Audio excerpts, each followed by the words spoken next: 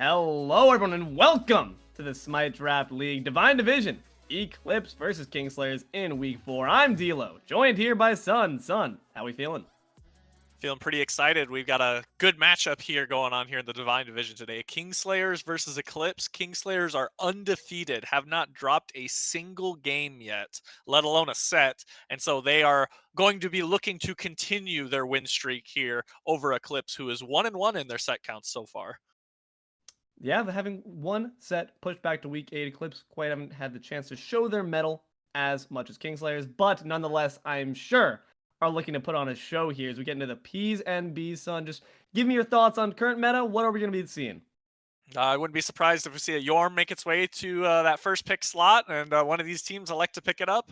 Not a pick that a lot of teams have been banning out recently. And Freya's a pick that we've been seeing a lot here in the Divine Division, being banned out against a lot of players. And definitely something that some of the other leagues are starting to or divisions, I should say, are starting to catch up on as well, is realizing just how impactful this Freya pick can be because of how late so many of these games are going. So I've always loved to see this ban coming out. Maybe not necessarily first ban. Sometimes it's usually better to save it for the second half of ban's phase. But a Wukong and Raven as well, two very strong solo lane picks, and so always good to see those taken off the table as well. Yeah, that's just a solo matchup that I've seen so many times. Those two exact gods scoring against each other. Gonna have to go back to the drawing board potentially to see where the solos might fall. Marty gonna be another very meta, very typical ban, but can't fault them for it. And Kali going to round out Kingslayer's picks. I do find it interesting that they banned the Freya. It does say in the fact that it's the first 3 that they might know some tech Eclipse is starting to try to cook up here. Hopefully going to keep up that energy and knowing what their game plan is so they can shut it down as we wait for Eclipse third ban. Yeah, and sometimes if it's not a pick you've had a lot of practice against too, you'll just look to ban it out because True. you just don't want to deal with it. You know, this is a league match, so you really don't want to take any of these opportunities that somebody could get the upper hand on you. You don't want to take any of those for granted. You got to eliminate those preemptively really early on to make sure that there's no chance of It that is coming out. time for And some Baba Yaga fireworks. sneaks her way through the ban phase. I can't remember the last time I saw a Baba Yaga because she gets banned so often in these first ban slots. Premier mid threat. We've seen her very frequently, whether it be in the P or the B, but certainly she brings the D, the damage. And that's going to be also some safety on the side of Kingslayers. You can do a lot with Baba. You can build her tanky, to build her full damage. Eclipse going to respond with some tank of their own. The Elephant joins their squad. Yeah, Dharmic Pillars is an incredibly great team fighting ultimate Ohm with that nice silence as well. You can silence out this Baba Yaga and not allow her to leap away with her blast off ability, that 3. And so a little bit of counter already coming out as well. A really great pickup for the Elephant, and something that a lot of teams always look towards is this Elephant, and for good reason. An incredibly strong support, both peeling and setting up initiating for team fights with those Dharmic Pillars. And we see a Merlin get locked in as well for Eclipse, another very strong mage in the mid lane that is very impactful when it comes to being able to clear and defenses, as well as being a very offensive and shred heavy mage. And now Kingslayer is going to counter with some support of their own. The Kuzenbo is going to be their lock-in. How do we think that squares off against the Ganesh? I see some interesting interactions in their future. It'll be kind of a little bit of a who's setting the pace. The Obviously, war Kuzenbo is much returns more to this active. He's going to be land. getting in there, trying to initiate a lot of these fights. But if this Nesha pick can get a lot of these ohms off to silence out the sumo slam, or can use these Dharmic Pillars to maybe even trap in the turtle, it could be very difficult for this Kuzenbo to be able to escape away from this Nesha if this Nesha just elects to look at him. And we see a tier lock-in coming in from Kingslayers, Say another my really name strong 3 pick times there in fast, the solo lane. and I'll punch you in A the lot of face. displacement now with the Herc lock-in as well on both sides here. What you mentioned, I think, is very pivotal here. We're going to look to Ganesh to see, because both of the displacement abilities that Kingslayers bears, the Sumo Slam and the Fearless, they're long channels. They take a little bit of time to get the distance going, as opposed to the Driving Strike, which is more of an instant gratification. Hopefully, going to see Eclipse with that wide FOV on.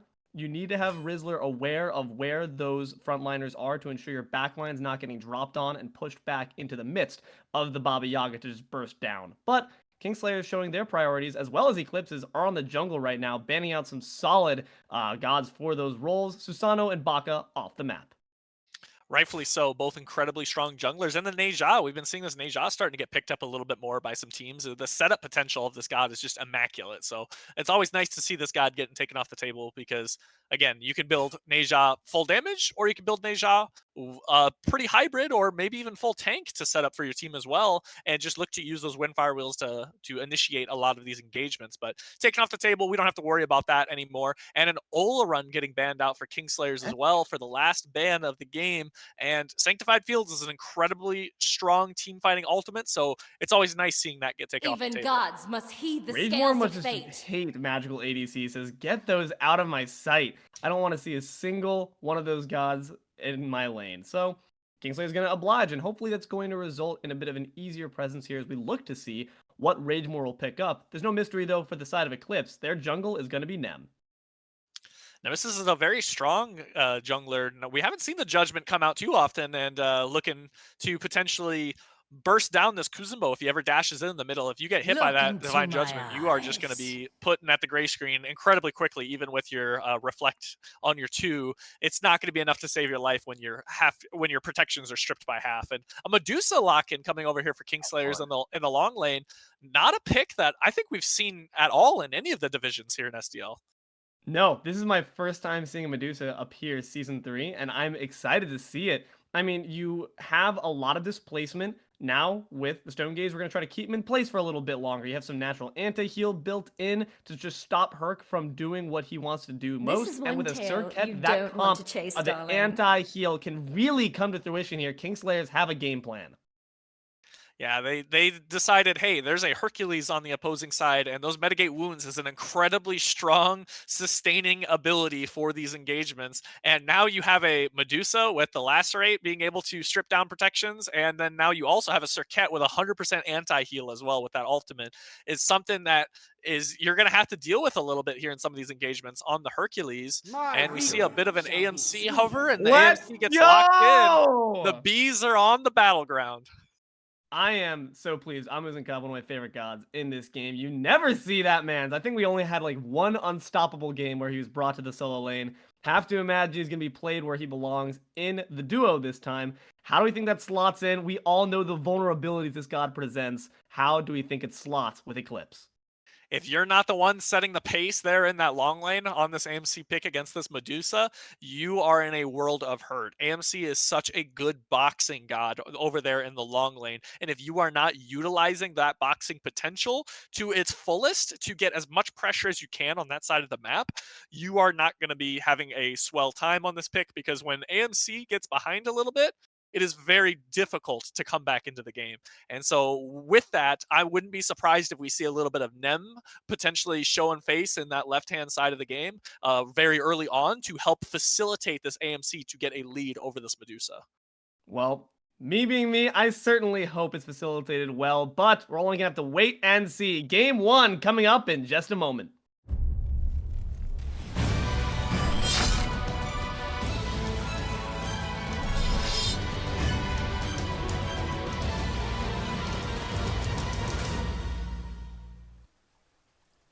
Thank you, Deelo, and thank you, Suun, and thank you to the viewer for tuning into the Smite Draft League once again.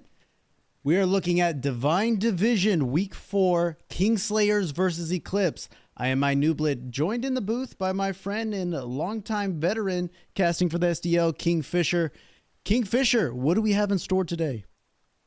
It's going to be a good one no matter what. I think they mentioned on the desk, Kingslayers coming into this one, haven't dropped a set, haven't dropped a game yet. And looking at Eclipse, a few names that are pretty familiar here to the SDL. Obviously, the Rizzler and Joe, two very well-known members of this community, and two good teammates. So certainly hoping that Eclipse puts up a good fight here. Speaking of Rizzler, we typically see him coming out in the mid lane, and today he's going to be in the support. Why do you think that is? Do you think they just want... Maybe they were playing some casuals with the TheCasualOne, liked what they saw, and swap it up? Why do you think the sudden change going against a juggernaut like the Kingslayers? It definitely could be. I mean, like they said, they are 1-1, so maybe that last set was a little bit telling to them loss-wise, but Rizzler, a very, very versatile player, plays pretty much every role, pretty much every god in the game. So maybe just thinking this rotation might serve them a little bit late, or a little bit better. or maybe just some scouting reports telling them that they can exploit something on Kingslayers. But looking at that team, I don't know what possible advantage you would have by having anyone in any role. You said it well. Rizzler's a versatile player, and I have no doubt he's going to play support well. And if there's ever a time to change something up, it's when you're staring down the very undefeated Kingslayers coming into week 4. Let's take a look at this mid lane. We have a Serket and a Baba Yaga. We don't see a lot of Serket. We see a bit of a scuffle going out into the duo lane. We'll turn our attention there as Ragemore gets quite a bit of damage off onto KookieNamedJoe, but he's going to get under tower. Let's just talk about this while we're here. Ragemore the Medusa, I think we've seen it a couple times this season. No one else playing it, but Ragemore sort of known for playing off-meta picks. Do you like it? Obviously, it's good into Hercules. How do you like it in this setting of the duo lane? I like it a lot, specifically that Ragemore's on it, like you said. Plays off meta picks like crazy. Everybody remembers the Neja solo and the Sylvana solo. Like you said, has played Medusa this season. Looked very well on it, and especially into that AMC. Not a ton of movement, so should be able to punish. Medusa has a very, very long dash, so should be able to stay very aggressive onto KookieNamedJoe. But now, YeetOnDaNaeNae on the right side of the map here, just looking for a buff though. No attempt to gank yet. It's just showing a little presence, and if you are going to decide to gank that tier, it would have to be early on before he gets too tanky. Rizzler in a bit of trouble, going to take some acid spray to the face, going to get under tower though, going to remain unhealthy as Ragemore takes some burn from the beads and a little bluestone. That is sort of what AMC does so well, and we're sitting in this meta where most people are playing auto attack carries. AMC a little bit more ability base, so we probably see him build into Transcendence, little Soul Eater. Rizzler getting stuck against the wall and body blocked, and out comes the dash from Ragemore.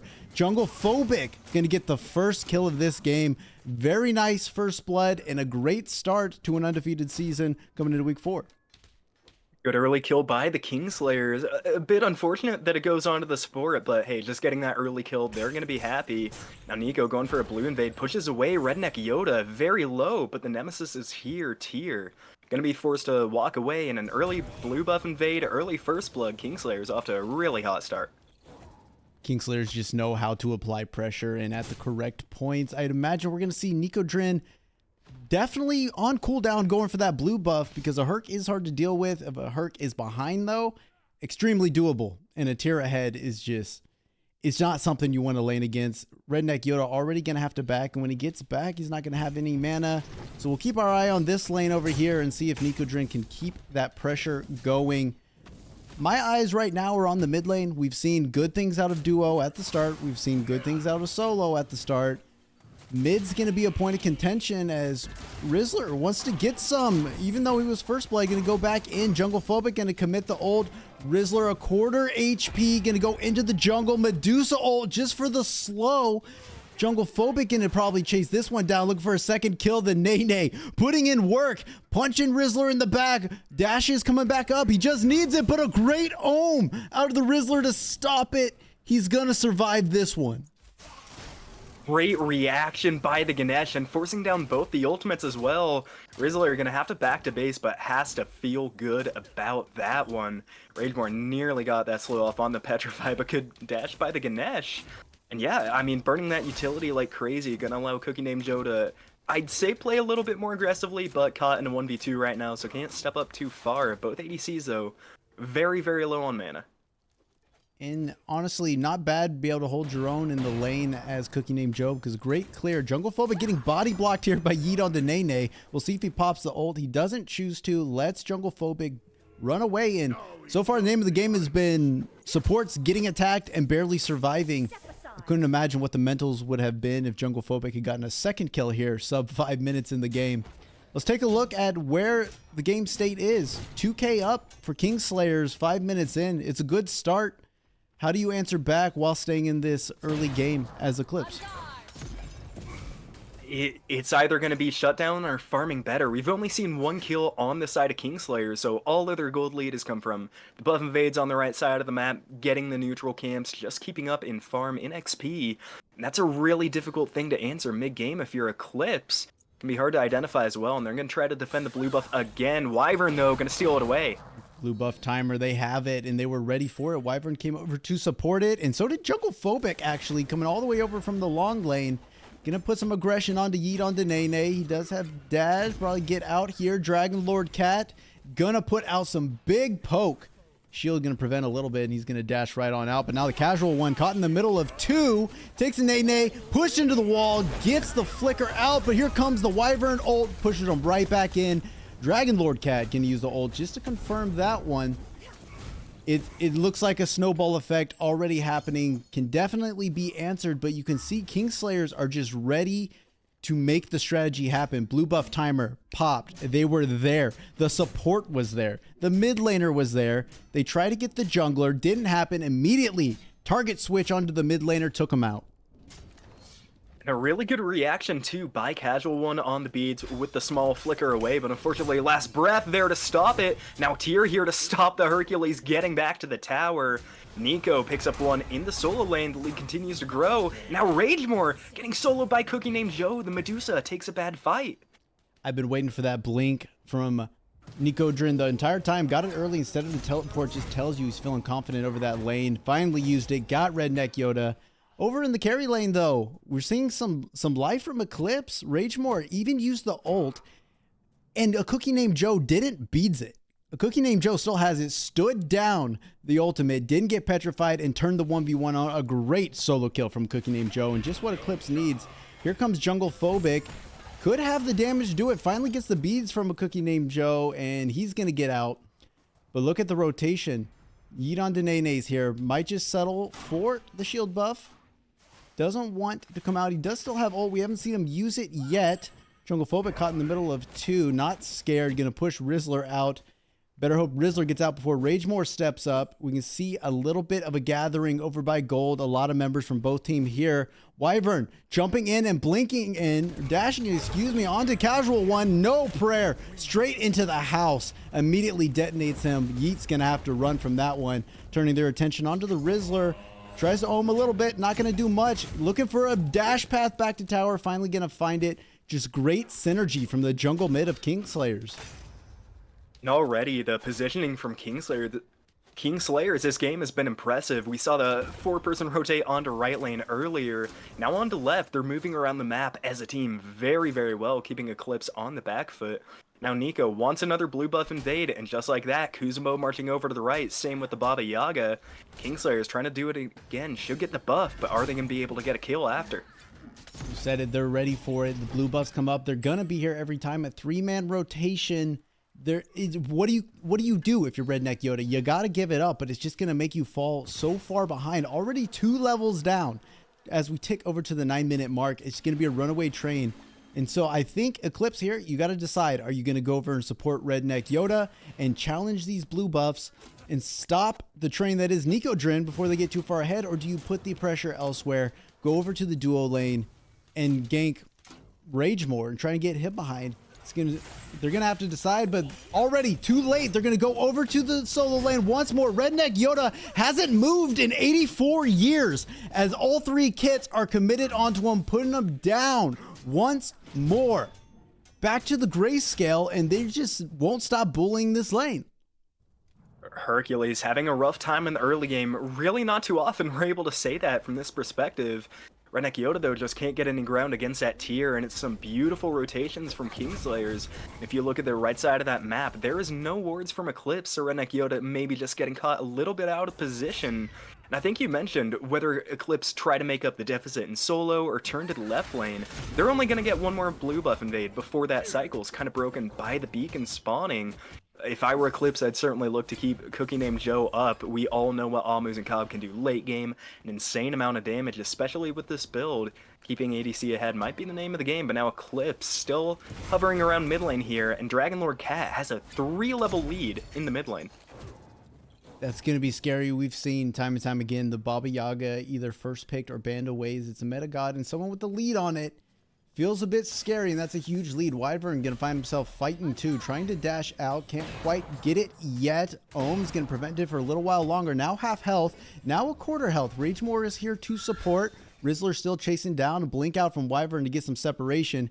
They will turn their attention to Ragemore, but he should have a clear path under tower. Dharmic Pillar is going to slow him down. Is going to beads the slow. Both slows because the Nemesis ult came out as well. JunglePhobic hanging around, see if he can do anything to help. But it doesn't matter. A lot committed and nothing coming from it. Maybe now's the time for JunglePhobic. Turn the attention on a cookie named Joe, and they start the fight. Beads was up. It's back down. Rizzler has come back to the lane to try and help. Acid spray, but a good dash in. JunglePhobic keeping Rizzler in place for now. The fight certainly in favor of the Kingslayers as Rizzler can't get back to tower. Cooldowns from JunglePhobic just too good. Bringing them back. Petrified. No, this is just going to have some damage and a slow. Just a show of force as Wyvern wants to take a fight over here at the red buff. They said maybe we give Herc one blue buff. We'll turn our attention to the mid lane. See which way it goes. It does go the way of Kingslayers. Another invade as Nicodrin ults into tower onto Redneck Yoda. A great pullback. Not going to be enough. He took 3 or 4 tower shots. They do scale up, but still just too tanky at this point as he built into Glad Shield, which is an interesting point here. Frostbound, first item on the Hercules. We'll see if Wyvern choose to make another gank here. Gonna send out the taunt. Yes, brings him back in a good force back. A little bit of a heal, but it's not enough. Wyvern gonna get their first kill of the game. Join the boys of 2, 1, 2, 1, and 0. The only person out with kills, Ragemore here.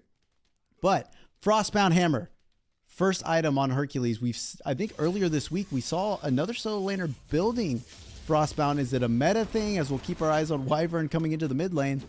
Do you like it? Do you hate it? Is there something we're not really privy to on this Frostbound pick? It's a pretty good item in terms of stat stick. As far as I'm going at first item, I don't like that, especially on a Hercules, somebody that synergizes with something so well, like a Breastplate of Regrowth, just works so well with the heal. You get so much utility, you get early defense. Frostbound Hammer, not a bad item at all, especially on aggressive solo laners, but going at first, and if forgo a lot of defense, might contribute to the 3 deaths, as now Gold Fury can be taken up by Kingslayers. Eclipse might look to steal. Gold Fury very low. It's going to be a 50-50, but Kingslayers secure it, increasing their lead. JunglePhobic in trouble. That one's going to be good for YeetOnDaNaeNae getting on the board. Wyvern taking on 3's gonna leap out. Now has 4 on the chase. Gonna try and get back to the team. Can't do it. Blinks out fully. They're gonna disengage there. A great startup on the Gold Fury, taking a little burn as he might have succumbed to the one more wave syndrome. Gonna choose to back out. Things settle down now, and going back to the Frostbound pick as we see the gold charts, 5k XP and gold, a great lead 13 minutes in. I agree with you. I'm not super in favor of the Frostbound pick, specifically against this team comp that Kingslayers has. And you can tell me your opinion. They all have some way to create distance. You have JunglePhobic with the dash, Ragemore with the dash, Baba Yaga with the leap, Circuit with the leap and dash, and same for Tier. So Frostbound, you're going to want to keep them on you, next to you, and they all have a way to escape. So is it fruitful? I don't know, and especially when you're down 3 levels here, as we see the slugfest as we tick over to mid game that always occurs in the solo lane. Is starting to get some defense online though, so hopefully Redneck Yoda gonna stop losing so much XP now to the Tier, who's level 15, 14 minutes in. That's a great spot for the solo laner. Yeah, like you said, very mobile team on the side of Kingslayers. A questionable choice, but hopefully late game we're gonna see it pan out for them. If anybody's caught with those dashes down, leaps down, they're gonna be in a world of hurt from that Hercules. And now Kingslayers trying to even invade the gold chest. Now that's just cruel, not giving Eclipse any shot back into this game. Already up 5,500 gold, and that is a large lead for only being 15 minutes in. This is just the way you play Smite. You get an early lead and you push it and just choke out the enemy XP wise and gold wise. If we look at the gold per minute chart here, the only person in the middle of all that blue is a cookie named Joe, and that's because he's essentially been avoiding death and free farming over there in the left lane. He's also on top of the player damage, so he is poking out a lot. It looks like he might be the one to look to if you're Eclipse, as you're saving grace, but everybody else on Kingslayers is just pushing the lead, getting their farm, getting the enemy farm, 3-man rotating and ganking, and that's what you have to do, and that's the sauce to win a Smite game. We love to see it, and that's probably why they're on top of the division right now. We see a posturing from Eclipse around the Pyromancer, Slugfest over in the soul lane. Redneck Yoda doing a great job of standing his ground.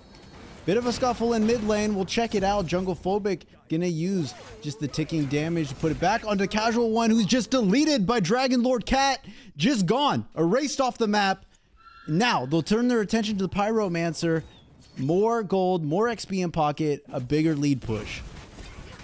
And it's going to be a 5-man rotate. The Medusa has arrived. Pyro drops like it was not even there, and poor TheCasualOne didn't even have a chance to use Speed's Arakis. Great coordination from Kingslayers there to shut one down. Now YeetOnDaNaeNae gets a little bit back on this left-hand side of the map. KookieNamedJoe push up very deep as well. Gold Fury, though, still down for another 45 seconds, so now Kingslayers just kind of have to disperse. No other major objectives, no major camps they can really go for. And Eclipse still trying to find a way to slow down this order team. Look how deep Serket is up there in between the towers, just trying to catch TheCasualOne. Coming back, did a lot of damage, half health, just got back to lane, doesn't get the kill, but that's got to just show the confidence. Wyvern, we've been love watching him jungle all season long, just insane, and I don't know how you stop it. He's only 1-0-4, and he's actually a level down on YeetOnDaNaeNae. But the presence just feels like it's so strong, it's so hard to overcome that I think maybe Eclipse just has to group up and help each other out. I don't think they're going to win this as individuals with how much Kingslayers is playing as a team. Even when they do group up, they're going to be in trouble, though. It's a 3-level deficit in solo, a 4-level deficit in the mid lane. And not even necessarily to the fault of those players on the side of Eclipse. It's just been Kingslayers with great rotations, great farming. I mean, they're playing textbook Smite right now. Not many ways around it, as now Dragonlordcat just alone in this mid lane here. We're going to see Kingslayers start to rotate over another 30-40 seconds until the beacon spawns. And for most teams, that's really been a point of contention. That's where we're starting to see the team fights. Is where we're starting to see the dynamics of how it's going to work. And now YeetOnDaNaeNae may have picked an ill-advised fight. It was a potential gank onto Ragemore, but immediately the rotation from Nicodrin from the solo lanes here. Hercules nowhere near this fight. It was a great turnaround just to fearless YeetOnDaNaeNae out. And now looking very unhealthy. They're going to start up the Oni Fury. It's already about to fall, a quarter HP on it. Wyvern keeping people busy in the back. Going to leap out Dharmic Pillars, but here's Redneck Yoda. A good kill for TheCasualOne. And Redneck Yoda is going to be just fine as that ultimate falls off. Will eventually be able to heal. Oni Fury, way of Kingslayers. But a kill, the way of Eclipse. And now Stygian Beacon is where we're going to see things happen.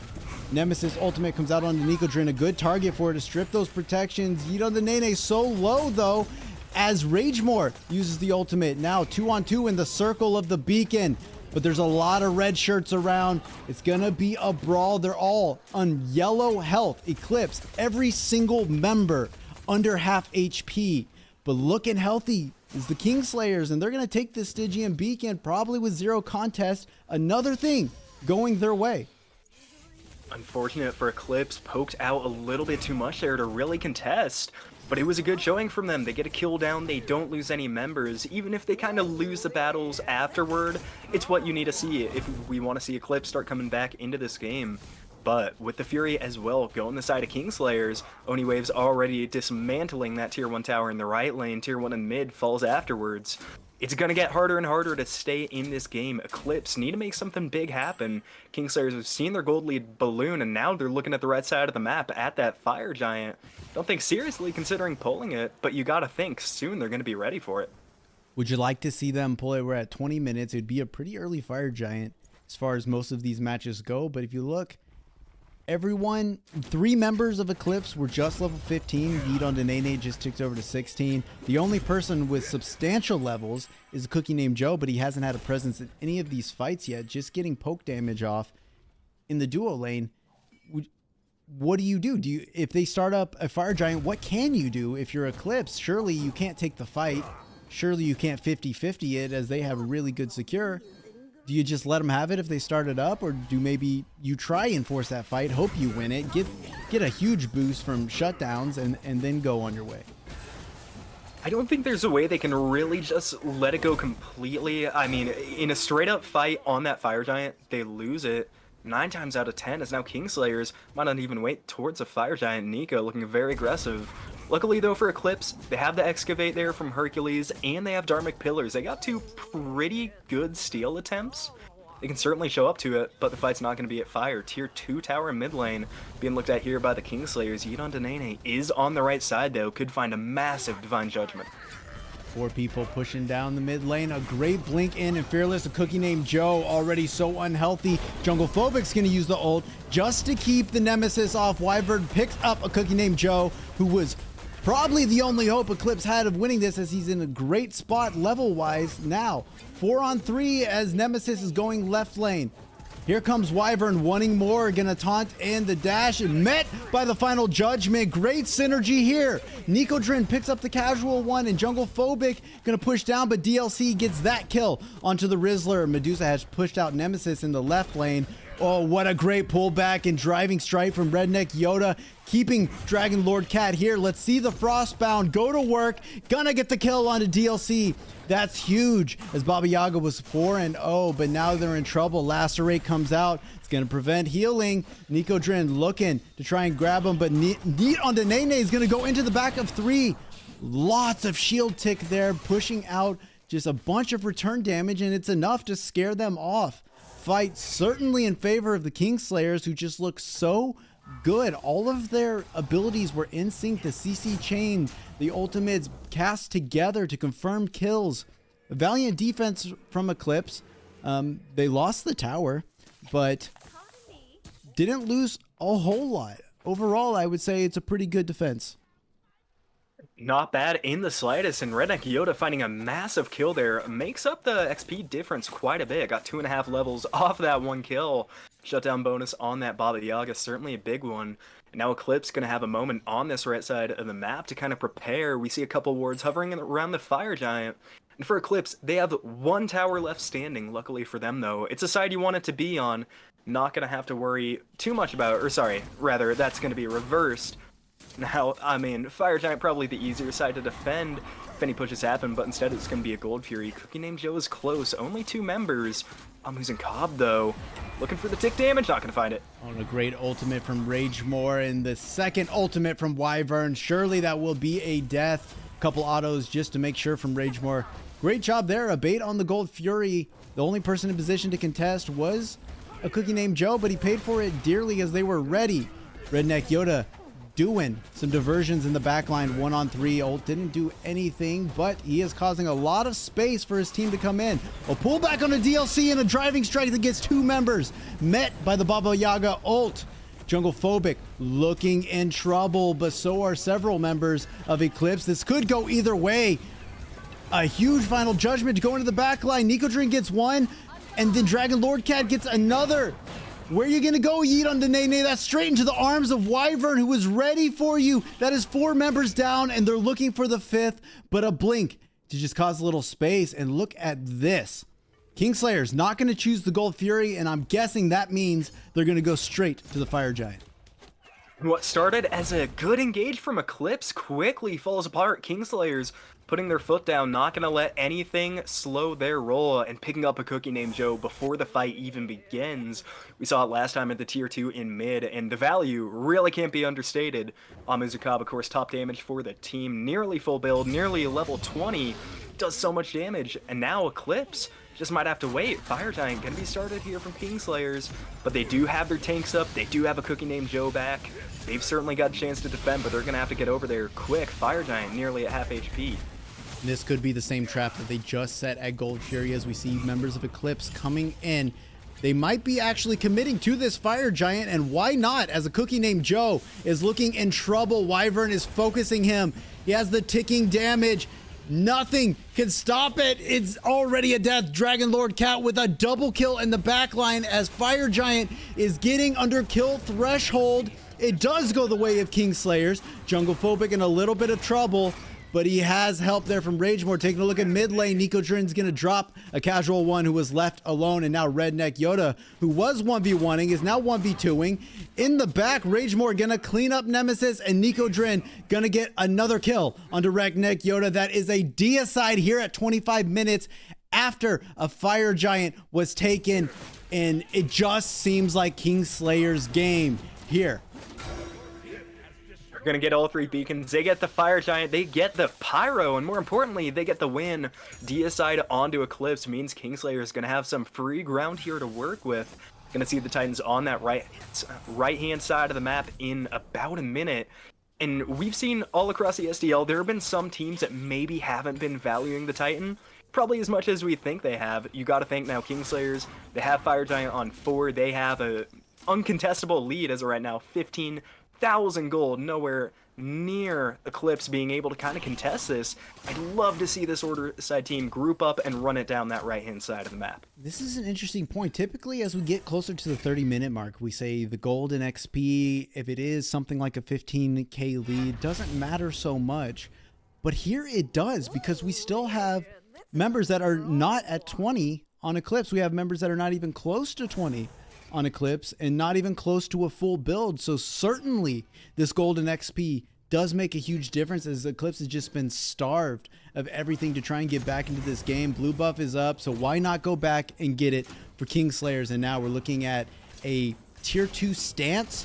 While Titans are here, they're going to be in favor of Eclipse, as Order Titan is nowhere near this fight. JunglePhobic gets pulled in, but uses the ult to create space, and a big ultimate out of Medusa is going to make Eclipse think twice here. Look at Wyvern in the jungle. He's just standing by, thinking about going in, but too late. NicoDrain already pulled the trigger. Just a little bit of a scare as Ohm came out. Couldn't do anything with it to get anybody out. But man, the aggression is here, and there's got to be some hesitation out of Eclipse. If you're seeing that, they're not afraid to go in. Thinking about it, JunglePhobic will tank it for the time being. Redneck gonna try and bring him in, but Wyvern's already in the back line. He's already doing damage. Baba Yaga ult is out and burning through Eclipse. Redneck Yoda barely gonna get back and reset into the fountain. Now the Order side Titan is here, and they're gonna push down right lane. JunglePhobic creating space for his team so that they can melt the Phoenix, and they do. Wyvern wants some more. A cookie named Joe has to use Aegis, gonna live for the time being. A great pull in from Merlin here, pulls in 3, but what can they do? JunglePhobic stuck on the Dharmic pillars, and the Hercules ult gonna clean him up. Great result there for them on the defense, but they're still deep. NicoDrain still threatening them. 2 members looking to reset.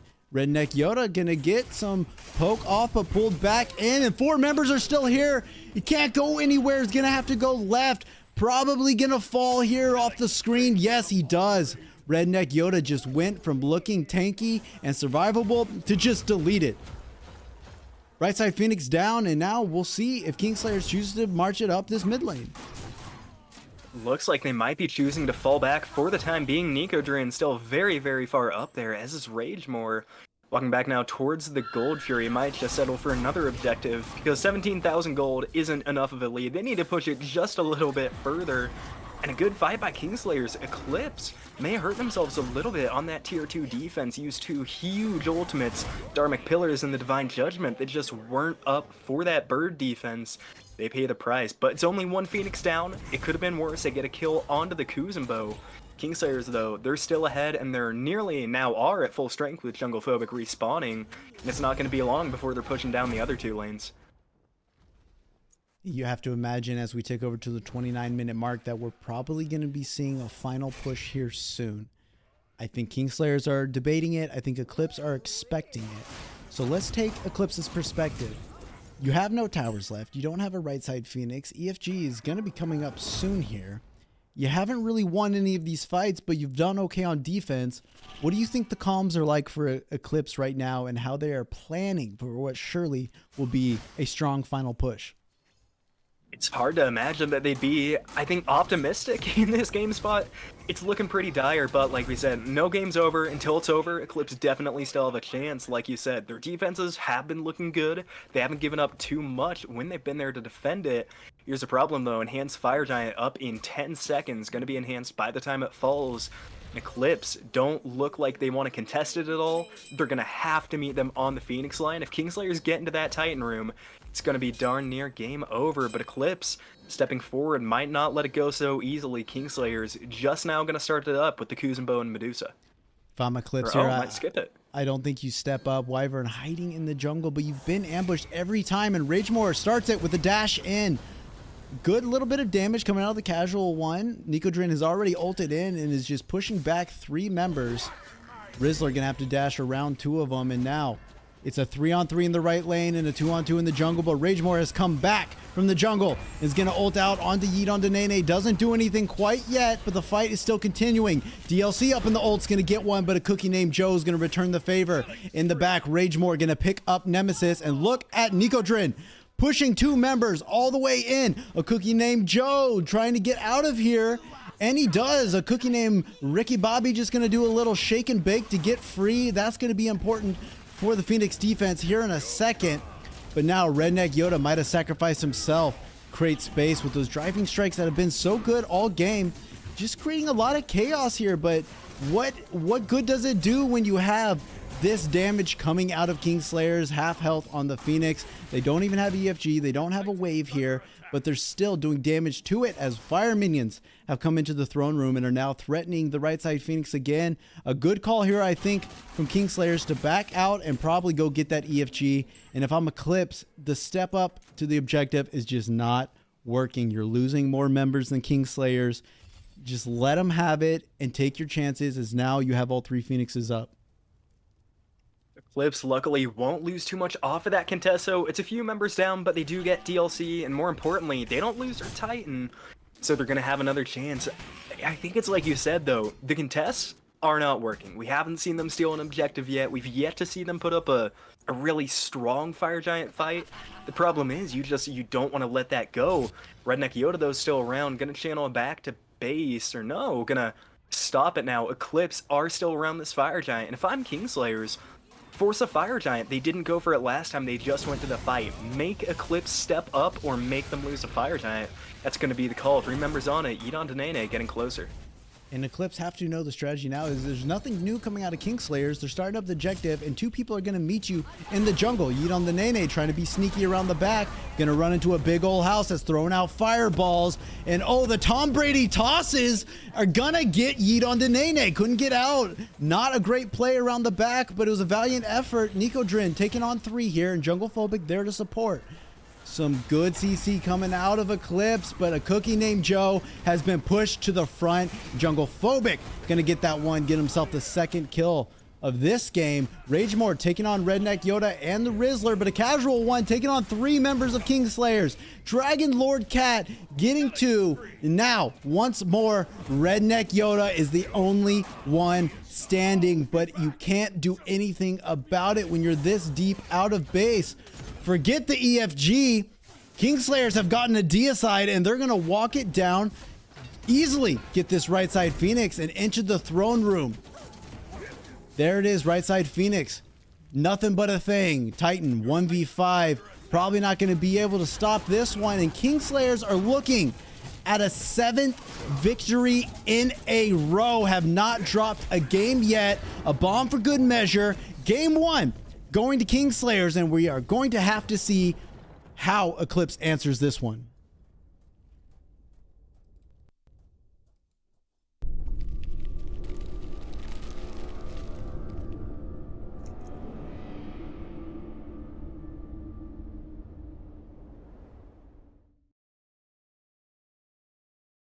See that Kuzenbo just doing a little jig at the end there, man? He was schmoving. And the rest of Kingslayers were doing the exact same. Fantastic performance to their name. Sad to see an AMC lose, but Sun, talk to me. What happened here? A dominating performance coming out from Kingslayers here in game 1. It felt like once they got that early pressure, they were able to just continue to exert that across the entire game. We saw 22,000 gold lead there at the very end of that game, up an immense amount of gold there 33 minutes into that game, and close out game 1 in an extremely dominating fashion. And if you're Eclipse, you've got to have a complete reset and act like game 1 did not even happen if you want to have a chance to win this game 2, because if you get absolutely bulldozed through like that, as they did in game number 1, it is incredibly difficult to switch that mindset up for game number 2 to have an opportunity to take a game and make it a 3-game set. I mean, it's tough. We mentioned it at the first test. They had a game plan here. Mobility, anti-heal, they were able to just stop Eclipse at every single turn that they wanted to execute on. I do want to throw some credit, though, to the members of Eclipse. I think the Rizzler did a fantastic job with those ohms, trying to stifle the opposition. Because of that mobility, it's very crucial that they were silenced out, but unfortunately, there's recognition of that on the back end. You saw Wyvern picking up the Magi's Blessing to ensure that a bubble would eat that silence rather than your own abilities being crippled out. So it's just punch for counter punch, and unfortunately, the final blow was just dealt by Kingslayers. Yeah, again, we say 11-3 and 7 Baba Yaga. This is one of the reasons. This is one of the reasons we see this god get banned every single game. It's just so much damage output and relatively easy damage to secure. And we saw so many stacking items come out on this Baba Yaga this game. We saw Warlocks, we saw Book of Thoth, and we saw a Charon's coin. So a lot of stacking items that were fully stacked that game. So much extra power in this god's pocket, and with all that extra power, able to put out immense amounts of damage. Ragemore also having a fantastic game, 33,800 damage on the Medusa. Again, a pick that we were kind of scratching our heads out just a little bit, but I'm no longer scratching my head at it. I think Medusa looked really solid. She was the one scratching, man. Those lacerates were doing so much damage, and the anti-heal they provide, man, the gap that it closes between you and an AMC who has such a hard time getting away. The comp of Eclipse, I think, was solid. It has a lot of inherent peel, which I think what you really need when you have gods as squishy and immobile as an AMC, and Merlin has the flicker, but doesn't get you too much distance. So I like the idea. I like the idea on paper. I just think they were unfortunately outplayed a bit there by Kingslayers. Does not mean, by any means, that they're out of this one as we move into game 2, P's and B's. But what do we think we need to see as far as comp switch-ups, if any? We got to see a little bit more activity coming out from Eclipse. It felt like that they were trying to be active a little bit, but Kingslayers were setting the pace so much with all this mobility, like you were saying, with the Kuzenbo being able to just sumo slam people around the map and rotate around. You had this Circuit with all of the movement speed as well, and movement abilities, being able to just jump around as much as possible and go all over the map. We saw a lot of blue buffs being looked at, but we also saw a lot of purple buffs on the opposite side of the map being looked at by the Circuit pick. So with all that extra mobility, we've got to kind of see the same thing coming out of the jungle as well. Nemesis isn't somebody that gets to zoom around the map as freely as a Circuit does with 2 movement abilities, as opposed to just 1 on the Swift Vengeance for the Nemesis. So we've got to see maybe some global ultimates coming out from some of the members over here on Eclipse. I wouldn't be too opposed to seeing probably like an Athena support potentially. I mean, the Nesha looked really great there in game number 1. So if you feel like you deserve it and you have the opportunity to take that pick, it's an incredibly strong support. So I'm all for taking that again. But if you're not going to end up having like an Athena for that rotation ability, maybe you try and look at a Thor instead, because you banned it in game number 1. So maybe you leave it open here, your first pick in game number 2. Try and take that pick for yourself and use some other global pressure across the map as well. I mean, who knows? Some teams like Neath. So Neath Worldweaver isn't a terrible ability for being able to initiate across the map, so that could also potentially be an option as well. We have some solid options on the board here. I think you did a great job outlining the fact that, yeah, they were just out-rotated. I mean, Nem has the double dash, but doesn't have the lockdown, even with that lesser mobility than Circuit. If Circuit and you meet in the jungle, if she gets on the back end, okay, ambush and dash to safety. It's not going to be an issue. And if she's on the front foot, then you're dead. There's no way you're escaping. So hopefully going to either see, I'd like to have either options of mobility, lockdown, or maybe some meeting of the two would also be lovely. Kingslayers going to be continuing their war against Freya. What has that god done to them? Again, I wouldn't want to see it either, so I don't necessarily blame them for banning this one out. But unfortunately, Eclipse decide to ban out the Thor. Maybe it's just something that YeetOnDaNaeNae is just not comfortable with there in the jungle. But again, their first pick, and Kingslayers didn't ban it in game number 1. So you could have left it open and try and first pick it for yourself, and you leave it as a little bit of flex potential there between the solo lane and jungle. But unfortunately, they're going to go ahead and take that one off the table. And Kingslayers are the ones to actually ban out the Baba Yaga this game. No longer first pick. So since they're no longer first pick, they don't want the opportunity of this Baba Yaga making it through the ban phase. And that's smart to me. I mean, that makes sense. You recognize the tool that Baba Yaga is. I don't want to see that being placed into the hands of Eclipse to give them their game 2 victory. And Marty going to round out, again, typical bans here, but some stuff still on the board. We noticed that there's a lot of solo laner options now that we saw struck off in game 1. Question is, do we opt for those tank frontline picks as a priority, or do we still look for damage? We could definitely be looking for those picks as well. I mean, again, Wukong we saw get banned out in game number 1, so Mm-hmm. that could potentially be a pick that one of these two teams are going to be Wouldn't looking be at surprised. here in game number 2. And Wukong's an incredibly safe solo laner, can be very aggressive in late game, being able to initiate very deep into the backline and have very good survivability when you're in that backline. And we're already starting to see that hover come through, and Eclipse go ahead and take that for first pick. High five, man. We're doing our job. Boom. Boom. Yeah, there it is. Yeah, So there much we go. fun, man. I mean, that makes sense, right? It's a, like you said, it's got safety. It's got solid damage. Not quite as much in the peel department as a Hercules. How does Eclipse need to kind of form the rest of their comp around the Monkey Man to ensure that everyone else stays safe? We've got some good initiation coming out from the solo here, and so we need to be looking I to will have a be little bit of standing counter no initiation, but barrier maybe to our continue along that success. trend to help set the pace. So, like, initiation is your best way of setting pace across the map. If you can have a lot of different avenues of being able to facilitate that direction, you can set the pace and you can be the ones in the driver's seat. And so with that, I would love to see even The more picks law coming out as returns to well this alongside land. this. I want to see maybe they elect to pick up a Circuit this game. That wouldn't necessarily be the worst option. Mhm. And they also maybe potentially look at some of these really aggressive support picks, maybe like a Maui being able to hook people and hold them in place so that the team can come and follow up as well. Landfall, another great ultimate for being able to pull people in or expel beads very early, or even a Mercury as we see get locked in here for Eclipse. Special delivery is a fantastic ability for being able to hold somebody in place and throw them against the wall. And Sonic Boom does immense value for being able to walk up to people in these lanes and all the way back behind your tier 1 tower and all of a sudden just shoot across the lane and hit them with it. So It's actually kind of exactly what we talked about. It's a meeting of the two, right? You have safety, you have mobility, you have lockdown as well. So Eclipse is going to actually kind of meet all the requirements we want with this pick. And look at you, man. Maui right there. Fantastic. So that's going to once again ensure some solid engagement here. You have some lockdown potential, but you also still have mobility. I'm liking it. Kingslayer is going to respond by keeping the tier up. What are our thoughts on that being consistent?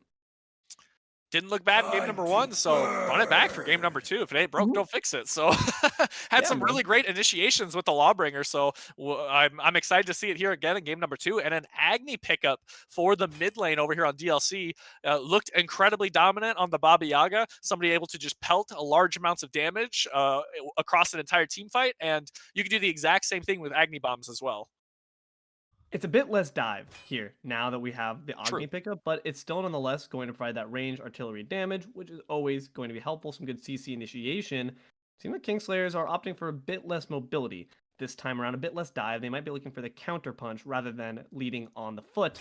And certainly with a Mercury in tow, they're going to be looking for punching as well on the side of Eclipse. They really hate these magical carries on Kingslayers. It's interesting to see so many bans being thrown at those magical carries, which I know you mentioned, yes, Freya's been taking a step up. Oleron, I really can't say it has. And Heimdall especially. It's very interesting. What are our thoughts on these bans coming out from Kingslayers?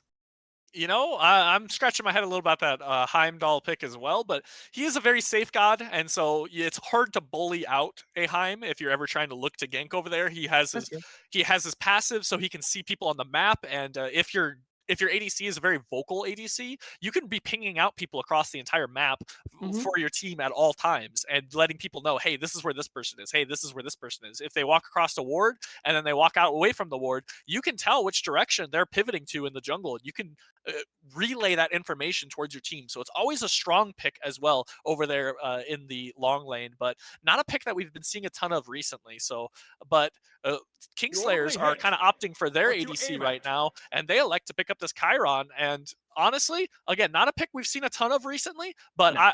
I think Chiron looks very solid here with this comp.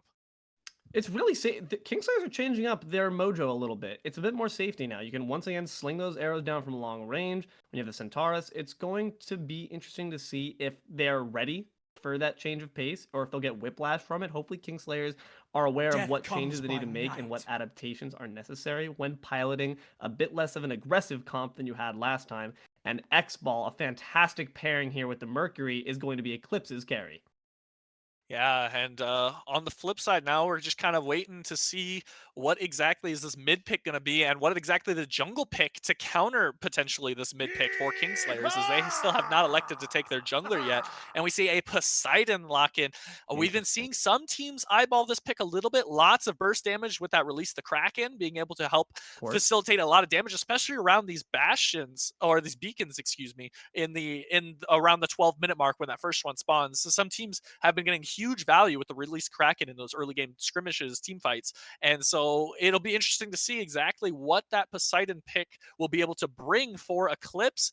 And we see a potential Guan Yu hover potentially for the jungle. This is not a pick I've necessarily seen a ton of in the jungle as of recent, but I, for one, used to be a Guan Yu jungler myself back in like season 2, season 3. So I know what that god can do in the jungle, and I wouldn't be opposed to seeing that. But You like Face the horses, wrath of a says Kingslayers. sorceress. Nope, I've been lied to. scorned. Wait, what? Okay. Morgan Le Fay jungle? I'm more confused now. Okay, MLF gonna be taken to the jungle. That's well, is it? Tier jungle? Which one? Tier Which solo? one? Who jungles here? Who Nico be the looks jungle? I Nico genuinely looked was so confused here. dominant with the tier in game number 1. I would be shocked if it's not him piloting it again here in game number 2, just because again looked so Yeah. comfortable on that pick, was had a great lead there in the early game, and was able to exert a lot of pressure in the opposing side jungle. So I wouldn't be surprised if we continue to see him pilot that pick, and we see this Morgan Le Fay over here in the jungle for Wyvern. It'd be interesting to see. This is not necessarily a pick we see in the jungle, but we're not exactly we've seen mages be played in the jungle this season so far. We've seen a Chunga, we've seen a Poseidon, we've seen a Hubwa. So it's not completely out of the realm of possibility. So it'd be exciting to see this pick. Certainly will be. I'm, for one, very much looking forward to seeing if this change in pace is gonna be what they need. But I don't know. Kingslayers already up 1 game. Let's see if they can keep it going and remain undefeated. Game 2 coming up in just a moment with iNooblet and KingFsher.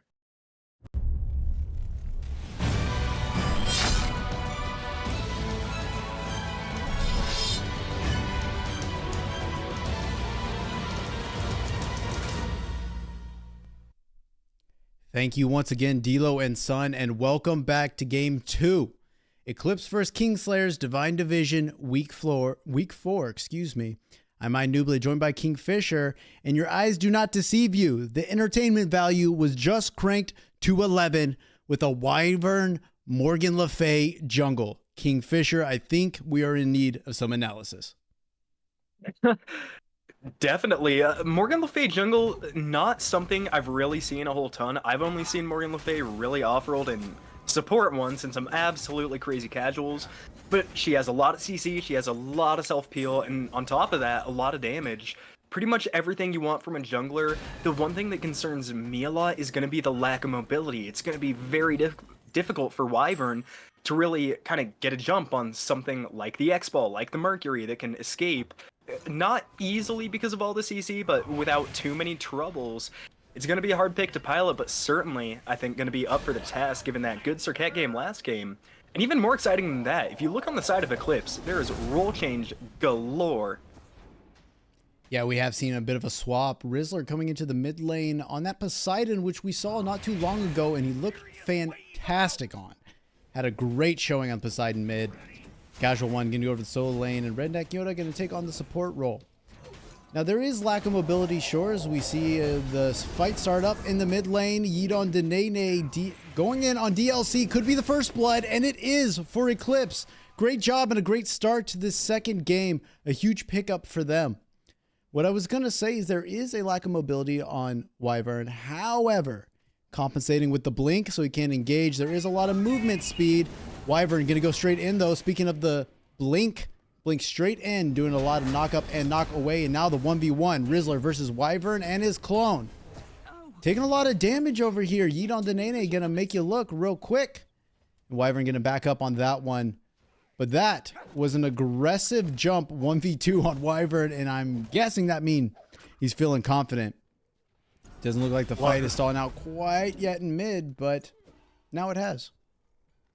Love seeing the confidence there from the Morgan Le Fay. Certainly going to have to be on point with that one this game. And NicoDrink going back to the tier, had a phenomenal game one, especially in the laning phase. Going to make it difficult here for TheCasualOne, but luckily on the Sun Wukong on a very aggressive character. And hopefully took some lessons away from Redneck Yoda last game, who's now switched roles as well, obviously. Trying to put Kingslayers down for the first time this season. And it's going to be strange. It's really going to be difficult to call back to what they did in game one because it's an entirely new comp, an entirely new team. But the gold buff invade's still going to be the same. KookieNamedJoe trying to get some damage onto JunglePhobic. Ganesho going to walk away easily. You can see even out of the duo lane doing that little pincer movement there at the shield buff, just wanting to keep the pace of game one, wanting to set the tone early on, especially going down first blood in the mid lane. That's a huge buff to Eclipse, who needed something coming out here against these juggernauts and start strong, and they did, and awesome. And if you give Rizzler, like I said, a lead on this Poseidon, he will take it and run. Already ticking over to level 5, and Poseidon is great into an Agni, so I imagine we're going to see some early and often Krakens coming out here in just a second.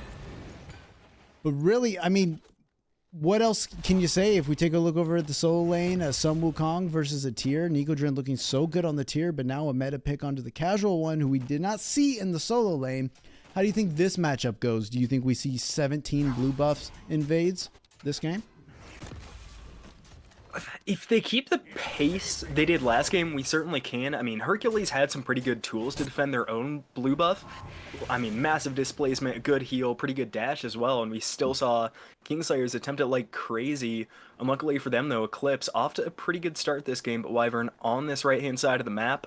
I'd like to see more blue buff invades from Kingslayers. I thought it was a great way to start their game, great way to stay up in XP as well. But given their team comp and given the Sun Wukong, I think it might be pretty difficult to pull off. A sonic boom has come through, and a landfall in response to help him out. Somehow Ragemore doesn't get pulled back. Looked like he might have used beads there over the cleanse. A great engagement, and those were two abilities synergized there, the landfall and the sonic boom, and watch for that throughout the game because that will cause a lot of great opportunities for Eclipse. Unfortunately, doesn't go their way, but you love to see that type of stance taken early on, trying to take a page out of Kingslayer's book and take their lead and push it. So might need to keep our eye on that combination over there in the left lane. Sonic boom caught me completely by surprise. It catches everyone by surprise. I don't know how Kingslayers reacted quick enough to keep themselves out of harm's way, but the Mercury is right back. Ganesh gets stunned. Merc might look for the damage. Good dash by JunglePhobic, and the target switches to Ragemore. Ragemore goes up into the ult, not going to be able to be wrapped up and thrown back. Wyvern is here, though, blinks in and gets a kill onto a ACookieNamedJoe. It's a good start to this fight. Redneck Yoda very far from home, going to get ohmed out of the leap. Wyvern up into the ult and going to chop down Redneck Yoda for a double kill. 2-0 start for the Morgan Le Fay jungle, and that might be what it takes to make this pick work. No, we have a few doubts kind of everywhere, probably the viewership, the desk, and certainly the booth on how this will go, but he's going to push it now into the green buff.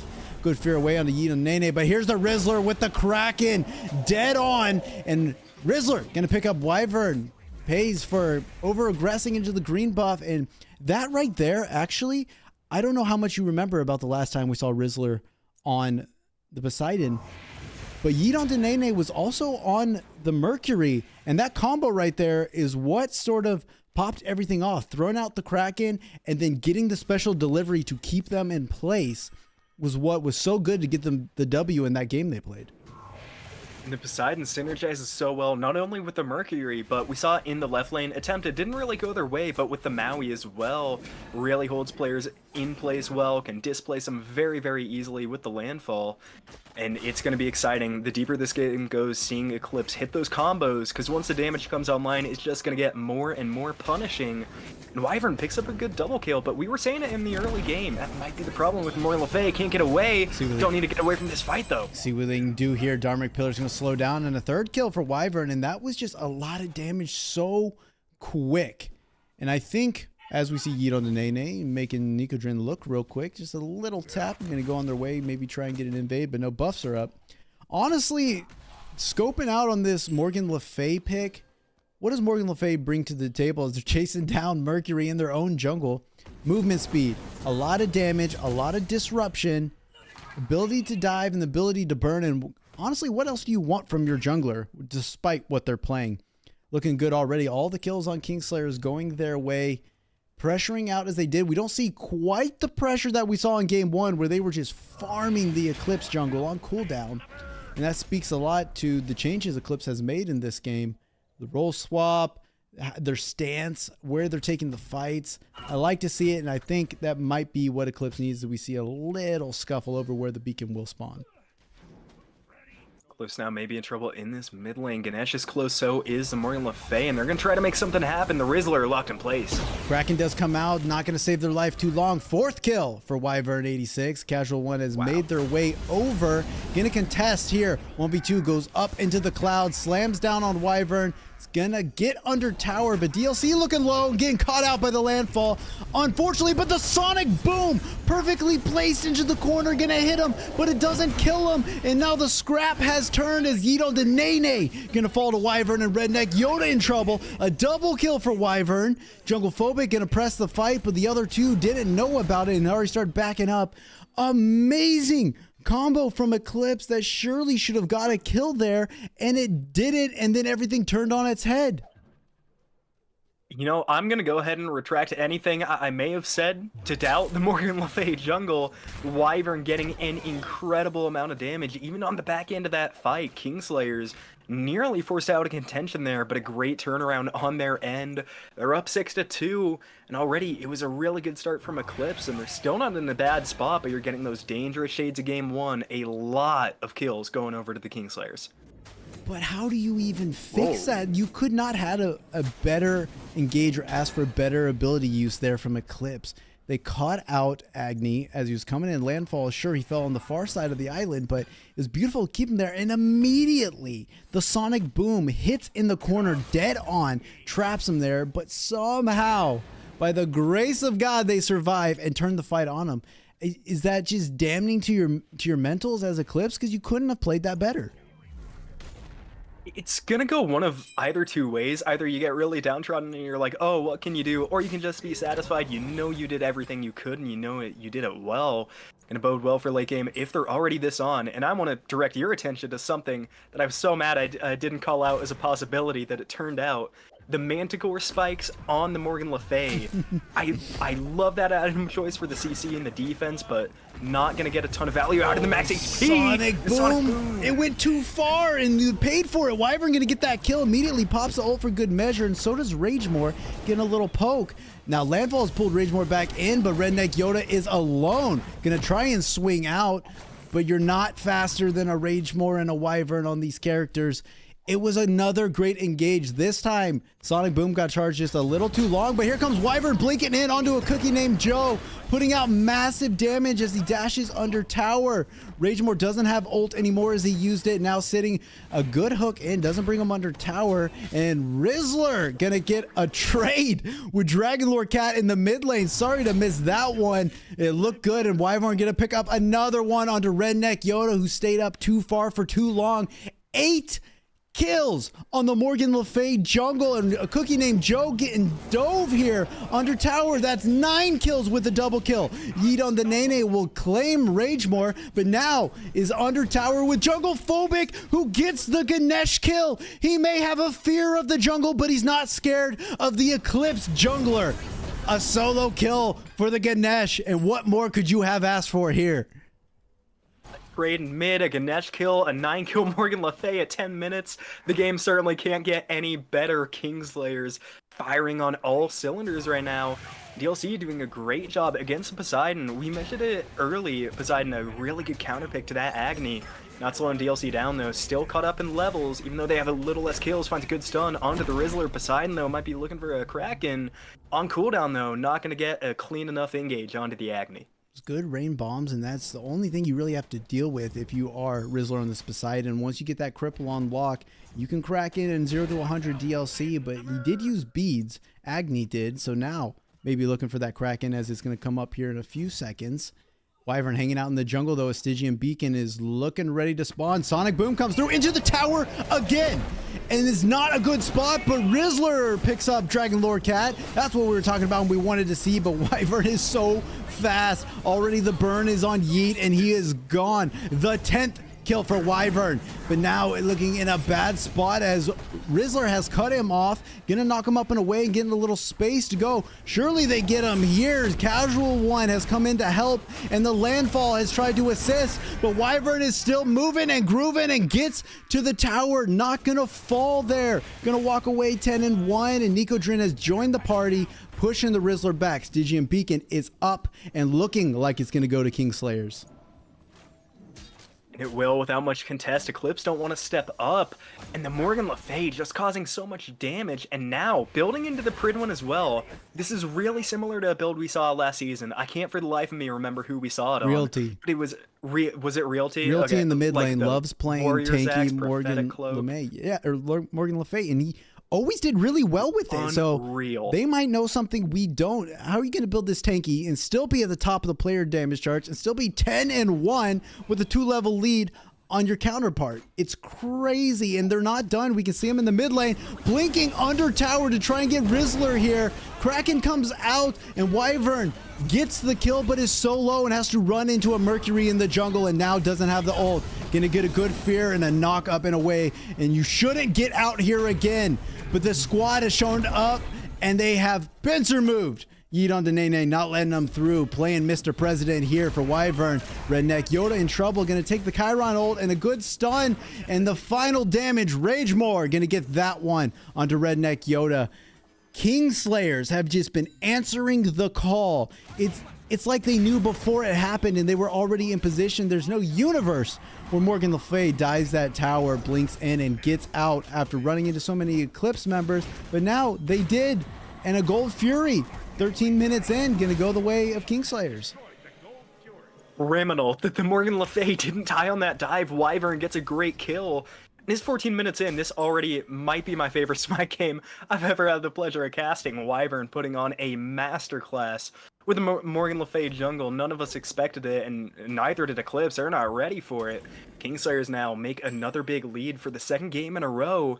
And it was mentioned on the desk going into game one, they haven't dropped a game all season, and it's easy to see why. Eclipse need to find an answer soon. They did a great job on the defense last game. They're going to be on the defense a lot sooner this game unless they can start turning some of these fights around.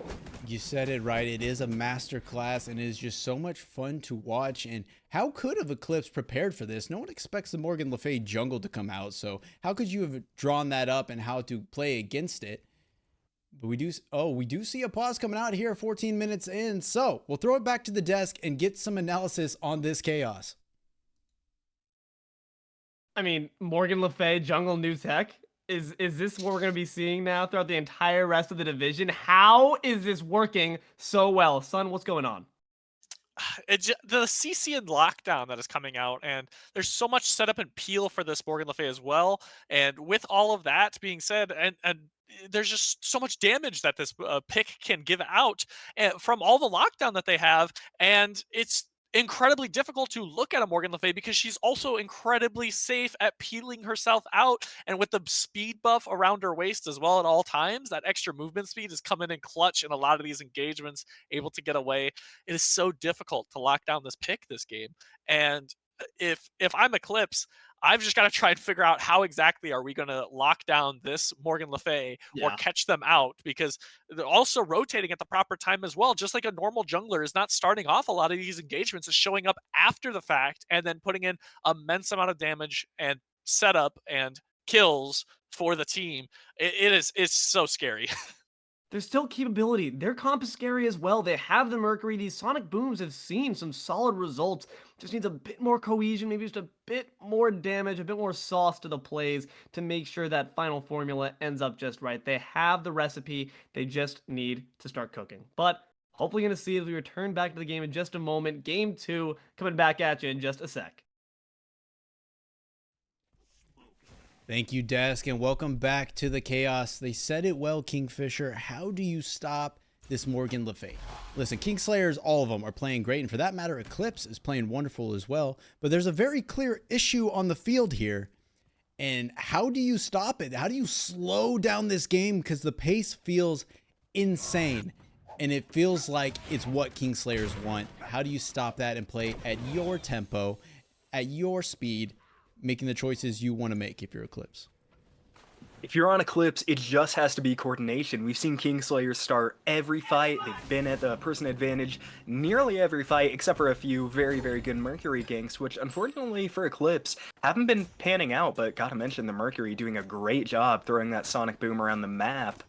I mean, they need to group together, they need to pick a target, and they need to stick with it. Even if you can't kill the Morgan Le Fay, they have to kill someone. And so far, it's really only been DLC, and most of those kills have come on the back of the Rizzler, just out-dueling them in the mid lane so far. 16 minutes in, Kingslayers up 4K, JunglePhobic gonna take on 3 here, gonna take a crack into the face, still alive for the moment, not anymore. YeetOnDaNaeNae gonna get that one. Now here's Wyvern to take the 1-on-3. Up into the ult and burning through people. Dragonlordcat has joined the fight to help out. Redneck Yoda looking very low, and so is the Rizzler, who just took a masterful shot.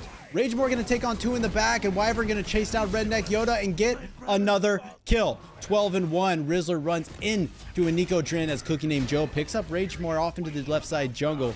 Rizzler just trying to get on the speed wagon and run away. Nico Drin looking for a fearless, doesn't hit it. Now going to get crippled out. Probably going to be safe under tower here. A very close call for them. Huge split fight. Everybody taking outnumbered wins. Don't back here, Rizzler. Rizzler, no. You gotta know. No. Wyvern is always there and picks up the 13th kill. What is happening? Now Immortal technically has 13 kills. Died early on that one time. Immortal on this Morgan Le Fay. Oh, quick 1v1 over here in the left lane, but it's a DLC versus ACookieNamedJoe, not an ADC battle, and just the flames too much. DLC gonna get that solo kill and get out of dodge before Redneck Yoda shows up. Now Pyromans are being looked at by the Kingslayers. Nico zoning TheCasualOne away. Sun Wukong gonna try to steal it. Now YeetOnDaNaeNae is coming over as well. Sonic Boom not up. Kingslayers gonna secure the Pyro. Mercury wants this. Morgan Le Fay though goes the wrong way. Morgan Le Fay is very low. Now would be your best chance to take them out. They're causing some separation from the Kingslayers, so you could go in, but YeetOnDaNaeNae goes for the blue buff and takes out Wyvern. Now backing here. Sonic Boom could come through, not in time. It doesn't. It actually is down on cooldown. Probably used it to help with the Ragemore kill. Wyvern gets out free again. Could have been an opportunity there, and I think Eclipse has to recognize that, but they're not together as much as Kingslayers are, as we see YeetOnDaNaeNae deep in the jungle and being chased down by DLC. A couple stuns, and that could prove detrimental to the Eclipse jungler, who's now sitting even with Morgan Le Fay, which we should talk about that. You're 2-5. Morgan Le Fay is 13-1. Top of every chart we have. Player damage, gold per minute, XP per minute. How is Mercury staying up? What is the secret there, and how can he take advantage of that as we see Stygian Beacon fight probably going to start soon? Landfall has actually pressed the go button, and Wyvern wants some of it. Already up to the ult and just deleted ACookieNamedJoe. Didn't even have time to see it. Dharmic Pillars have come out in a double kill for the Rizzler. Redneck Yoda in trouble, and Wyvern's gonna get himself a triple kill here. 19 minutes and 16-1 on the Morgan Le Fay. Yes, I said Morgan Le Fay jungle. Ragemore taking on the 1v1 with Mercury over here in the left lane. Not a lot of places to go, and of course, here comes Wyvern to help out, knock up and away. YeetOnDaNaeNae gonna get a kill while he can. A huge turnaround for him, but doesn't have the health in this 1v1, and certainly it has gone the way of Wyvern every time. Gonna finally clean that up for a delayed quadra. We'll give it to him. It's a quadra. I don't care what you say. It's just impressive to see it now sitting at 17-1. TheCasualOne on the Wukong, the only one left to 1v4 this Gold Fury if he wants. Oni Fury gonna be the target for Kingslayers. TheCasualOne still sticking around. Sun Wukong not the easiest to steal with.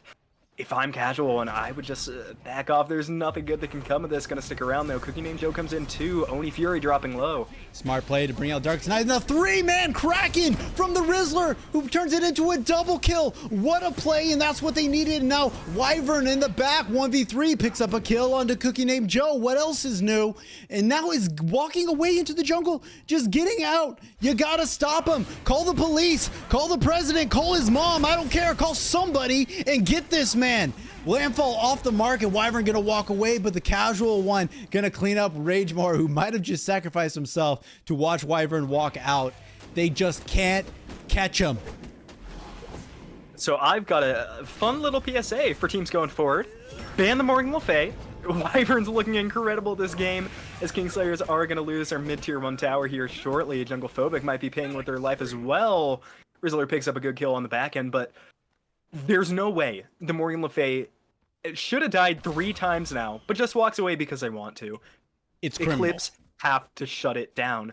There has to be something they can do, and for me, it's a Mercury. That is the only player on this map that Wyverns looked hesitant about 1v1ing at one point in time. The Merc has to go massive. The Rage nearly fully stacked here for YeetOnDaNaeNae. Deathbringer going to be following as well. You got to land some CC and let Merc crit her down. That's the only way you're going to stop this Morgan Le Fay. And for Eclipse, it needs to happen if they want to push this one to game 3.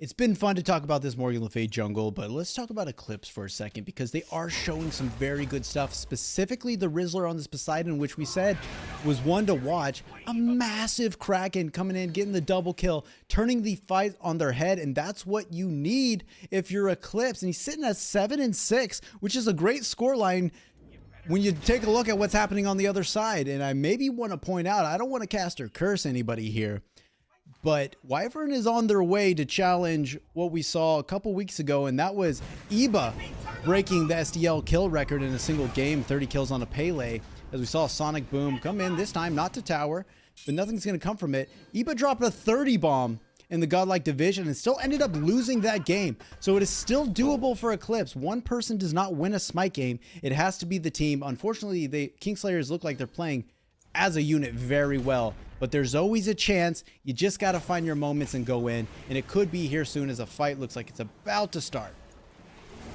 Here comes Wyvern, though, looking onto the Rizzler. Poseidon not taking a ton of damage. But now in the back, CasualOne trying to chase down a couple, and now YeetOnDaNaeNae's arrived with a kill. Huge trade there. Nico gets one. Dragonlordcat out of this fight. YeetOnDaNaeNae out of this fight. It's a 4-on-4, but all 4 members of Kingslayers are grouped together, whereas Eclipse is split in a 3-1. They're going to try and chomp down this Pyromancer while Wyvern looks to set up an ambush here. CasualOne is around the back, and a poke out Wyvern. Let him know he's there, and a landfall. This time brings him in. Trapped in the middle of 3 blues. Let's see if they can do it. Pops the ult, but a great Aegis from the Rizzler just to negate all of that damage. CasualOne now fighting on 4. Kraken comes out, gets 2. That's huge. What can we do with it? ACookieNamedJoe cleans up Nico Drin. That's a huge front line taken out of this fight. And 3 members of Kingslayers are sort of licking their wounds in the jungle. But if you're Eclipse, how can you capitalize on this moment? We're going to see what they choose to do. Just now grouping up, looking for some camps, and having the tier down is going to be massive, having a man advantage even more so. And there's really no objectives up on the map. I mean, Gold Fury is going to be up in about 15 seconds, so the tier would be late to that one. Doesn't have the tower teleport just like last game, elected to go blink first relic. If you're Eclipse, you got to be thinking about that. This is the best opportunity they've had all game. They can't just sit here and do nothing with it. That might be the call, though. It's a very tough one to make, especially with how good Kingslayers have been playing this map. And yeah, they're going to be too spread out to go for it, so Kingslayers not going to lose too much off the back of that fight. And so far, Eclipse haven't been the ones to start up any of these objectives. They've come in late, they've started fights, they've tried to steal, they've won a couple fights at the objective, seemingly. But I would like to see them maybe sneak 1 or 2 as Wyvern's going to try and catch out ACookieNamedJoe. Because they have so much burn on Eclipse, you have a Mercury, you have a Poseidon, you have an X-Ball, you can take these objectives, but they just haven't quite found the opportunity to do so. As Redneck Yoda going to get stunned for a second, and ACookieNamedJoe going to hang out and try and help. Redneck Yoda going to go into the green buff and try and swing out, and he does, but now ACookieNamedJoe is staring down 4. We hear a Sonic Boom get clapped in the background. Don't know if he'll go in. Not really a good path here in the jungles. They're smartly playing around the rocks. 3 members grouped up in the middle for Eclipse. Sun Wukong's going to have to fight a tier to get over here, but Poseidon's going around the back to help. Doesn't look like they can contest this primal unless Yeet ults in. Nope, they're going to take it. Kingslayers get that one. A soft try and steal from CasualOne, but here we go. Fight back at the beacon as it's going to spawn. Big Kraken on Nico doesn't do nearly enough damage. And ACookieNamedJoe looking bad in the back. Wyvern Not going to get that one. Ragemore cleans it up, and NicoDren doing work. 1v3 on the other side of the map. Kingslayer is going to join him over there as Ragemore gets a double kill onto TheCasualOne. Looking great on this Chiron that no one saw coming. Redneck Yoda and YeetOnDaNaeNae, the only ones left. Absolutely cannot challenge this Stygian Beacon. Going to go the way of the Kingslayers. Second game in a row now, Kingslayer is going to take down all 3 of the beacons, get that 15% increased damage, going to use it right away to take down that tier 1 in mid. And if you're Eclipse, it's just not looking fun, and it's about not being fun for YeetOnDaNaeNae. Wyverns arrived, taking away a few of the chests, but luckily, the Mercury going to escape with their life. Now Redneck Yoda, the only one 1v5 under tower. Just run, Maui. There's nothing you can do. Luckily has some good escape to get out of there. A bomb committed onto the T2 tower there. They don't have another one, so they really just wanted that objective so they could reset. Maybe look at a Fire Giant here. We saw it last game. They won a fight, reset, and immediately went to Fire Giant, which was probably the catalyst for winning that game. It started a huge snowball that no one could stop. Looking at the charts, 6K each, XP and gold, 26 minutes in. Significantly better than game 1. Significantly. However, it looks like a steep hill to climb because they still haven't dealt with the Morgan Le Fay, who's 18-1. It feels like you have to punish that before you can get your mentals right and your strategy right and come back in this. What do you think if you're Eclipse? Is there another route besides running straight through MLF? It's going to be difficult. They've done a pretty good job in these last few fights, kind of mitigating the damage Wyvern can do. Hasn't gotten a kill in a few minutes, and they've just been avoiding the Morgan Le Fay. It's really not the solution. It's just kind of a temporary workaround, but it's working out for them so far. Now we're going to see a big team split. 3 from both teams here at the Pyro. If the Merc goes right, they have the person advantage. I don't think they recognize it, though. Instead, ADCs and the junglers going to be over at the left lane. At the Titans, I don't think either of these teams really know what they want to do at the moment. Let's see which one gets some conviction first. KookieNamedJoe has to run in a big Sonic Boom. Sonic Boom through, but the response consumed all of the power. Wyvern going to consume the life of KookieNamedJoe. That is the 19th kill here. It was a 2-on-2 in the left lane and a 3-on-3 in the right lane, so let's check out the 3-on-3. A lot of ults committed, no one close to death yet, but it's a bit of a frontline brawl there. And now the tower dive from Wyvern, really wanting this 20 bomb. Gonna chase down YeetOnDaNaeNae all the way into the T2, and that's enough distance for them to go away. NicoDren gonna pick up Redneck Yoda on the backside, who could just not get away, because quite frankly, too much CC coming out of Kingslayers. Not a lot of options to retreat there. Wyvern losing that killer instinct was definitely expecting them to dive that tier 2 tower, but they're just going to settle for the tower instead as both members from Kingslayers walk away. Pyromancer in pocket as well, as now the intention might turn to Fire Giant. We saw them be a little finicky with the Fire Giant, so last game only picked up 2 in that victory and looked a little bit non-committal at times, sometimes going for the fight. But instead, the right lane is going to be the target as Kingslayers is still looking to group up, have 2 still in this middle lane. This might be a good opportunity maybe for Eclipse here. 2-on-2 in the mid lane is probably going to be the best shot you get where there's no front line. Just going to be a pure damage battle. Jungle and mid and jungle and carry. They don't want to take it, so we'll go over to the right lane and look at TheCasualOne taking on 2 members here. Looks like Mercury might find himself in a bit of a 1v1. Nope, still going to walk away. Smart move there. Play with your team. Try and get something going as a 5-man group. As we tick over to the 29-minute mark, so you've got to imagine EFG is on the mind. But first, there might be a fight, and whoever wins that fight is probably going to get the EFG, and whoever gets the EFG is probably going to win this game. And by the time the Fire Giant gets pulled, it is going to be enhanced. So if you're Kingslayers, honestly, might not even be looking to pull it right now, just looking for a fight. And we saw Eclipse, maybe not exactly what we would have wanted to see last game. They stepped up to those Fire Giants all the way through the late game, may have been their undoing at one point. They're going to look to do something similar here. They're going to have to try really, really hard to pull this one away, though. Kingslayers still in the driver's seat. You said earlier, though, it's not as big of a lead as they had in Game 1, but it's still substantial. It's 10,000 gold 30 minutes in. Now Fire Giant going to be looked at. Eclipse starting to arrive. Mercury and Poseidon missing from this fight, though. Kingslayers might choose to pull the trigger early. A great choice to pull this one if you're Kingslayers, whether they know or not that everybody's here. Mercury and Poseidon get people that are gonna help you get this win. And now Rizzler is in trouble in the back line, but gets out for free-ish. No real damage taken. TheCasualOne gonna get grabbed, and they might be the first target. Looking low, has to go up into the cloud, and Redneck Yoda wants some more. Pulls someone in from the landfall, but now is going to pay for it. Rage More just detonates him. A cookie named Joe going to take a masterful shot on the way out. The blue stone, not going to be enough.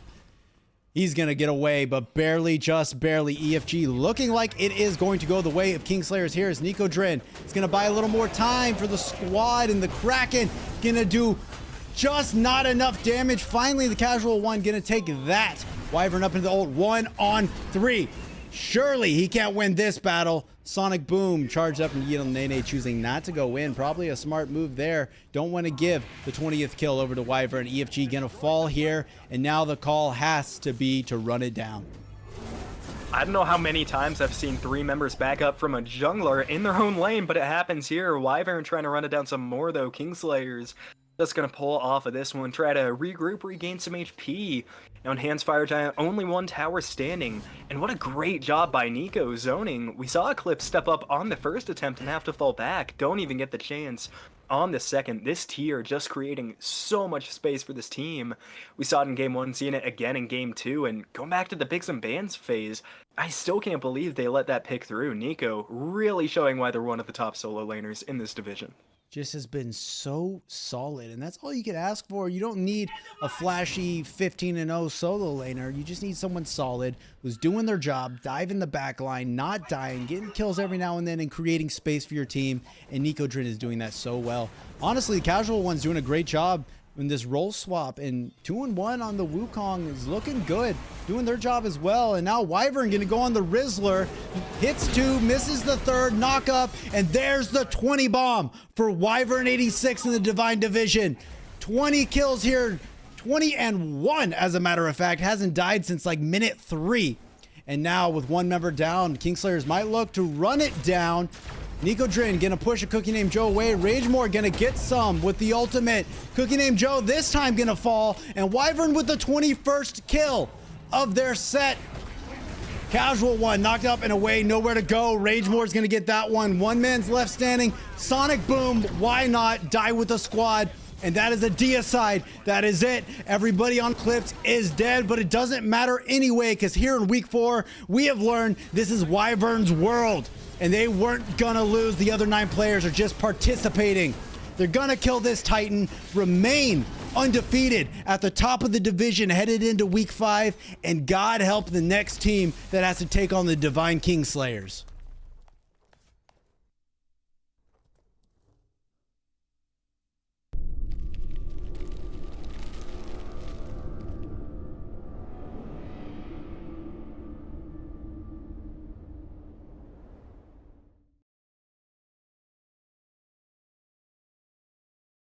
Dang. That is insane to see such a left field pick creating such amazing results, field wiping results. Kingslayers remain on top, undefeated, not a game to lose. They're going for the perfect run. And they're on good pace as well. Again, this is week 4, and they still have yet to drop a game. They're already halfway through the season, and with that, they are in a great position to continue this streak going into weeks 5, 6, and 7, and an incredibly dominating performance from not just the Morgan Le Fay jungle, but the rest of the team as well. The rest of the team did a phenomenal job being able to help facilitate. They had some really great peel across the board from everybody there, helping each other out, getting all these setup kills, but also it's hard not to talk about this Morgan Le Fay jungle and just how impactful they were in this game. For sure, but let's try to focus some attention elsewhere, because I'm sure we can all agree that the gameplay enough had plenty of attention on that MLF. I'd really like to see DLC doing a great job setting up with that Agni. It was a safer pick compared to what we saw in game 1, and they made sure to make the adjustments necessary. Those bomb stuns were coming in huge. Nico continuing to do his job, and I really like to see JunglePhobic on this Ganesha. It was a change up, a bit of a Freaky Friday from game 1 where it was on Eclipse's side, but they got a kill. What more can you say about a Ganesha's play than they got the kill? Respect to JunglePhobic. Yeah, and 1, 2, and 25, being a part of so many kills. And again, if you look at DLC there on the Agni in the mid lane as well, 4, 5, and 20 as well for that mid laner. So many kills happening in the mid 3v3, and most of these team fights ended up going the way of Kingslayers, unfortunately. Fortunately for them, and once again, 2-0 victory here over Eclipse in the Divine Division, and continue their hot streak through the league. And if I'm Eclipse, I'm not exactly the most heartbroken. Again, we've seen 3 other teams match up against them so far, and all 3 of those teams have also fallen 2-0 to this team. So Yep. to me, this doesn't say that we played poorly necessarily. Again, we saw a lot of signs of life there in game number 2, but to me, that just says that this team might just be on a whole other level. Speaking of those signs of life, I really was liking those Krakens from Rizzler. We heard Nooblet make those calls. 2 Kraken, 3 Kraken, just getting a lot of people caught into those. And with not the easiest setup, oftentimes self-sufficient setup, using the Whirlpool as its own. And that can be tough. Oftentimes you see a Poseidon being matched up with an Athena, something that gives you a very easy flowchart. But Rizzler didn't need that, and Rizzler was still able to perform nonetheless. Also had some solid play there from YeetOnDaNaeNae, was able to make sure those Sonic Booms were impactful, just unfortunately, against the forces of the Kingslayers, not impactful enough. But that being said here, great games to both sides, a great set overall, and that's going to be all we have for you here today. Thank you very much for watching the Smite Draft League Divine Division games between Eclipse and the Kingslayers. I've been Deelo. He's been Suun. We had Nooblet and KingFsher in the cast, and of course Nooblet as well as the production. 2 places at once. That man is a multitasking god. Thank you all for watching, and you all have a great rest of your day.